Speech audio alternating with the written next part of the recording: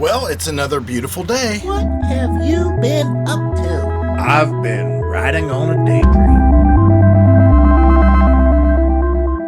So we're about 63 for the high today. We've got about 65 the high tomorrow and 73. And we might have some rain, but it's very nice out. It finally dried out for painting, so Heidi can jump back on that when she feels like it. But they're calling this partly cloudy. This looks like, yeah, I think this is mostly sunny. So I was spending some time, I had a squeak that developed. I don't know, are you guys that way? Whenever my truck squeaks, I always think that it sounds like a rattle trap, and that, you know, people think that it's not being maintained properly. If it was working correctly, it wouldn't make that squeak, or it wouldn't make that noise. So I found it was just one of the brackets that hold the leaf spring stack. It just happened to move in a certain way that it caused it to squeak, and I shot a little silicone spray on there and it quieted up. So my son's in an appointment today, so we're going to work on his van later.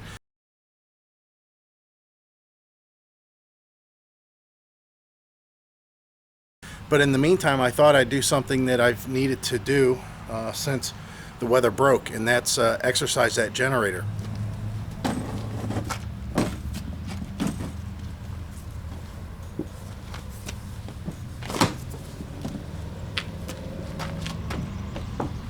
There she is in all its glory, and it fared okay considering it was sitting in that dusty garage. I'm going to take my air gun and blow it off real quick, but the other thing I'm going to do is check the oil, and you can see it's on this piece of plywood because my truck's parked with the tires are up. The driveway goes up to the road, so that levels it out just about perfect. So when I flip it around here, I can check the oil, but I do need to put in the battery too, as the battery has been sitting in here. As I mentioned before, it's a cheap battery that comes with it, and it's been on this maintainer. Now, if you guys haven't seen my video prior on this generator, there was a couple choices we went with this one. One of them, inexpensive. It wasn't very expensive at all. The second thing is it's a dual fuel generator, so it runs on gasoline or propane. Now, if you run on gasoline, the thing will run, you know, about 3,400 watts is what it will put out. On propane, it only puts out about 60 watts, so it says. So 3,000 watts. That's enough to start your rooftop air. If you have a 13,500 BTU air conditioner.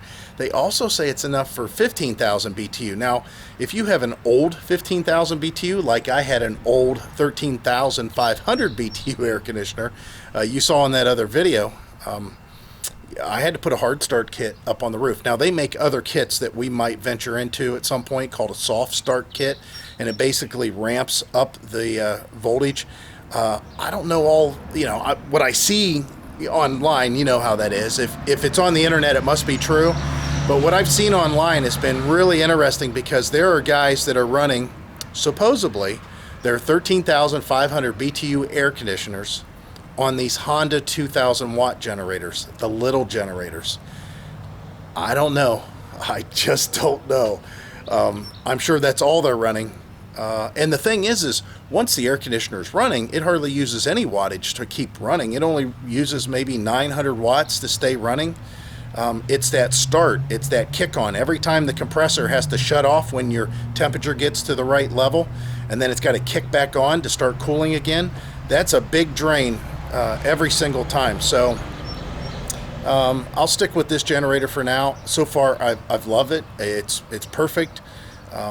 Like I said, it was inexpensive. That was the best part. I mean, a comparable 3,000 watt generator from Honda, you know, you're talking $2,000. And not only that, it just ran on gas. You'd have to pay about another $300 to convert it over to propane. I don't know. I don't think I want to do that. So we'll go ahead and put the battery in. I'm going to check the oil, and I want to show you guys something about these Chinese and Japanese engines, basically European engines, but we'll just call them Chinese and Japanese engines. When you check oil, that's different than all the American engines and the way that you might have been brought up checking oil on old Briggs and Strattons versus these. So let me show you that. All right, so this is one of the reasons you need to inspect your stuff whenever it's time to go back to using it again. And that is, you see this here, I've never spilt oil ever inside here on any level, and there is some oil in here down at the bottom, and it's not very much, it's very little. It looks like normal oil leakage that could possibly have happened from a gasket drying up over the winter.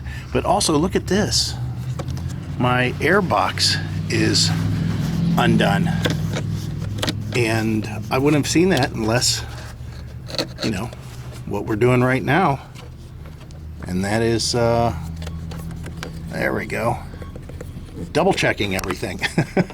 So that's all looking pretty good except for that little bit of oil, and the thing I might be concerned with is did it use any oil. So let's go ahead and check the oil level and make sure we're not over full or something like that. I doubt it, but anything is possible. I know it's hard to see in here because we got a lot of shadows and bright lights. No, it doesn't look like it's over full. Doesn't look like it hardly used any at all. So what was I rambling on about other than this oil consumption thing that I just looked at? How to check the oil in here. All right, on these dipsticks, they have typical cross hatches just like you have on American motors, and it says full right in this location. Well, you can see that this dipstick goes in at an angle in here. Let's go ahead and see if we can turn you a little bit more. This dipstick goes in at an angle, so the full mark would be right at the bottom of the threads pretty much in this little fill area. On all Japanese and Chinese engines going way back, even the Subaru engines and the Kawasaki's, the Yamahas, whenever they first started putting them in outdoor power equipment, they do a stab method. And the way this differs from the American motors like Briggs & Stratton, most of those engines, and Kohler and Tecumseh, they require you to put the dipstick all the way in its seated position, then pull it out and check the oil. Well, in this case, you do a stab. You just go in, you make sure that it's in the hole, you just kind of wiggle it around, make sure it's seated but not threaded, and then you pull it back out, and that's how you check it. And I know you can't see it on camera here, but it's on the full mark. So this oil is not only clean, but it is full. So we're good there. Now normally if I didn't change the oil already once last year after the initial run and then change it again, I would be changing my oil now because of it sitting all winter long. But the oil I know is really fresh in this. So we're in pretty good shape here. So when you guys get out your generators, just don't fire them up. Just don't say, oh, it should be okay. I mean, come on, it's just a few minutes of time. Just take a look at it. Make sure stuff like that airbox lid coming off, I had no idea. That's kind of strange. But we're going to put the cover back on, flip this thing around. I'm going to hook up the propane tank to it, and I'm going to fire it up, and I'm going to run it, and we're going to go ahead and hook the RV to it. Maybe I'll run the air, make sure everything's okay inside, make sure this thing's still handling a load okay, and that our air conditioner didn't somehow freeze up or do something weird over the winter. Let's flip the switch. Hopefully the battery light comes on. It does. We'll pull the choke. Some guys say, oh, you don't need a choke when it's propane. Well, the instructions say choke, so I do choke. I understand the principle why you think it doesn't need it, but nonetheless, that's what it says. So we're going to have economy mode off. It's always good to start it with economy mode off, meaning that it's the high RPM. And now we just go ahead and hit start.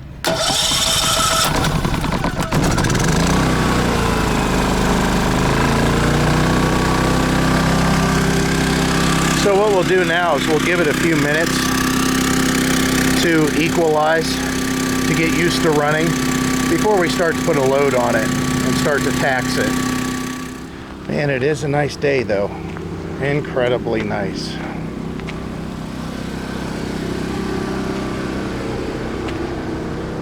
Yeah, let's get in here. I think I might replace this lock too. We've been looking at power locks, but I haven't seen any that makes me think that they're perfect, to tell you the truth. All right, let's hop in here and first see what the 12 volt voltage is. That's over here on this little thing. 1407. So those batteries and that charger's definitely doing its job. And we'll see how this acts on the generator. So there's the low fan, just fan only. That's still low fan, fan only. This next step is going to be the high fan. Everything's pretty good. So let's go ahead and go to low cool. Here we go. Yeah, not bad. It kicked up there for a second. And now we're on super cool. You can see here. I'm on high cool. Of course, that's at the coolest setting. And it'll take it a while before the air starts to get cool here. So yeah, we'll let this thing run for a while. Like I said, you can see it's 75 in here right now. And the humidity's only 50%, so it'll be okay. We'll let that thing run, make some noise out here. All right, I think that is enough exercise for today. At least for the generator. Let's go inside the RV and see if the temperature dropped and how much it dropped. Oh yeah, look at that. 66.9 degrees. So yeah, it's cooled off in here. Whenever we go camping, which you guys have seen in the past, we put up this Reflectix on all the windows, and it makes a huge difference. Of course, there is not only no Reflectix on the window right now, but there's no curtains, there's no blinds, nothing. Oh, I never noticed this. Oh, Heidi did that. Huh, she patched those holes. Oh, that's funny. That's from whenever, one of the videos I went to East Harbor, that was it. And I forgot the TV up on here. It's one of our earlier long trips when I still had the old F-150. Anyways, it came down and it banged here. And we still have that TV and it still works. Go figure that out. So, yeah, I'm going to turn the air off. We're good here. And plug the RV back into the garage. Go ahead and turn this down. And that'd be boom. That'd be boom, boom, boom. Wow, the generator sounds like it's pretty loud. Not sure why.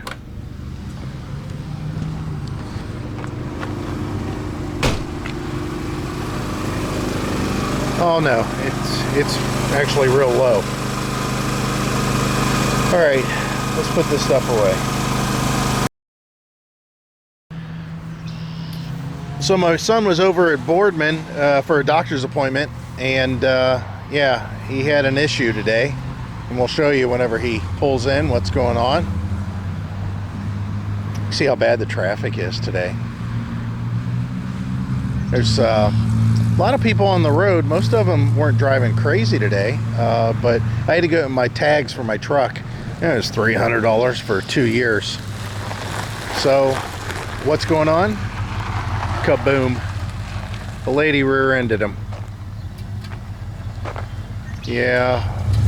She wasn't paying attention, and he was just sitting at the red light. And yeah, damn it, we're gonna have to get that straightened out. So how do you feel? Are you okay? I have a headache. You have a headache?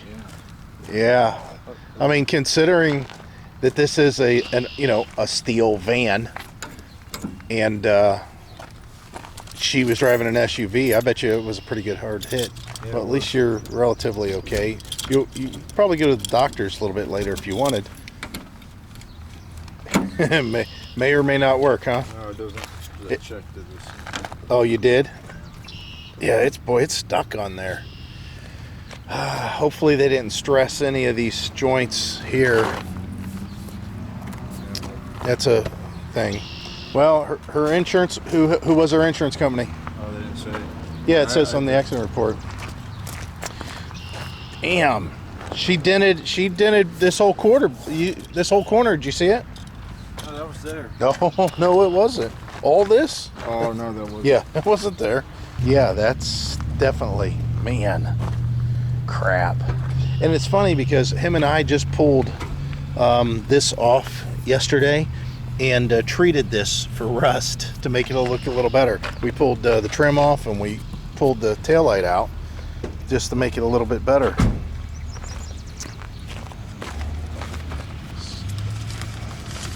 Let's see. Usually they put the Nationwide. At least it's a known name. You know, it's a big name. What's your well off? So what was the deal? She just wasn't paying attention? I think so. Well, Yeah, she really jacked it up. stop, you know? Yeah, you didn't do anything wrong. Yeah, it must have been a tall SUV. Hell, she missed the bumper. I mean, there's nothing on the bumper at all. Yeah, I thought it was. Did it mess up her car? Yeah, it looked pretty bad. Did she have to get it towed? No, it wasn't that big. It was like maybe, I think she was going about 30. And she couldn't. Well, yeah, if you've got a headache or a stiff neck or something. It's what is it? A Lexus. Alexis. Yeah. Oh, well. Now here's the part of trying to get it fixed. That's going to be the worst part. We got to find somebody that can find this trim. Not only that, but can pull these dents and this whole section here. It's got to be redone. And then the doors, they'll have to buy new doors. Oh, I'm sure that. I mean, they might be able to bang these doors out, but I doubt it. Oh no, it's how it is. Here, I'll tell you. Hold on a second. Yeah, the bumper's jacked up. Something's going on there. It's not right. Yeah, it's not right either. So anyways, this is what we got to look forward to now. That kind of stops all of our plans. Damn it.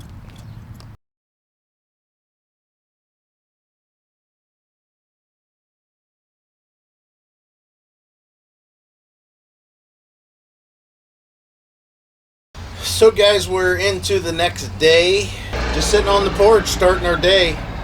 Heidi and I went out and celebrated her little Mother's Day, which isn't come up yet, and celebrated my birthday early. So it was the Mother's Day early and birthday early. I cannot believe that I'm 41. I don't think anybody can believe I'm 41. Probably because I'm not. So the festivities last night were a little long and a little hazy. So we went out and just stayed at a hotel room and used Uber and bounced around the city of Canton just to check it out. So what are you planning on doing today? I think I'm going to be painting today. I'm going to put the first coat of Zinsser on the bedroom. Ooh. Because we haven't figured out the front part yet. Yeah. So I might as well at least get a primer on. And I haven't even began to start figuring out how to build corner shelves in that one corner. So. But if I get it all painted, it won't matter. Yeah, you'll just have to paint whatever I build in there. Whatever you scratch up. Right. Yeah, after the fact. So the that's. one wall won't be so bad because we've already painted it. Oh, and the other thing is around the windows and the things. I already started cutting that off and pulling it away. The vinyl where it's all crinkled up. Oh, good. Yeah. Well, I threw that wood stuff away. What wood stuff? Oh, the filler. It was a hard putty. I cut it open. I seen you put it on the wall. Yeah, there was a couple of spots like where the TV fell off the. Yeah, I did that on the video. You guys seen that? Yeah, I'm like, I said, what did she put on the wall in here? And it's like, oh, she filled those holes. So that's what we're going to be doing today. We'll just pick it up whenever we're into it. We're going to relax here for a while and try to get our day started because we're not necessarily hungover, just a little tired. And it was... Because we're not 21. Yeah, and we drank like we were. But we're not hungover. I don't have a headache or nothing. I feel really good. I'm just tired. So we'll pick it up. We'll see what we got going on here in a second or two. So a change of plans. What else is new? We just kind of do whatever, whenever. up here we have to figure out the dinette situation and what we're going to do. So I need to get some measurements because we're going to drive to a RV place that's up in Madison, Ohio, which is about an hour and a half away from us. It's a nice day for a drive. The traffic didn't seem to be bad when we came back from Canton, so hopefully it'll continue on that way. My front tank in my truck is full. My back tank has about maybe 15 gallons left, so we'll have plenty of gas. And I just figured it'd be nice to try to get that over with. Plus, when I'm up there, I can look at stuff for my son's van to see if there's anything that jumps out that he might be able to use, in his van too. But I got to get some measurements here, and then we're taking on the road, and then we'll see what this place is like. Like I said, an hour and a half from here. All right, guys, so we're on our way back from the RV place. We went ahead and drove up to Madison, Ohio, to a place called Sands RV. We didn't take the camera in because I didn't want to make a mistake with what we were buying. There was a lot of calculating that I had to do in my head to figure out, once we found the right size of seat, how much further we could go or how much bigger of a table we could get. So we found something, right? Yep. It looks like it's going to work. And I also got something for my son's van, a couple sliders for the cooler that's in his van. Who knows when we're going to get to work on that because of that accident. But the seats in the back of the truck, I've just got to enclose the bottom with some wood to just make it a little bit more storage friendly. And Heidi's going to do something with the covering. Yeah. She wants to make, this one's like a beige. It's, instead of trying to match it up with that 90s blue, we'll just go ahead and get covers for both of them and do it that way. There's a lot of stuff in there. There is a lot. If you guys live in the Northeast Ohio area, stop in there. If you're thinking about redoing your RV on any level, or if you just need some little parts. I mean, they had bins full of just buttons for couches. They have day-night blinds. They have fabrics, everything you can imagine, right? Yeah, a lot of stuff for remodels, replacement stuff. Yeah. There are tons of curtains, tons of blinds, cabinet doors. Lots of cabinet doors. Fasteners. We looked at kitchen sinks, but we didn't find one that was deep enough for us. We looked at everything in there. So anyways, now it's just a matter of us getting it in the RV or deciding how to finish it off inside the RV to make it look decent. But anyways, we're on our way home, and we'll pick it up later.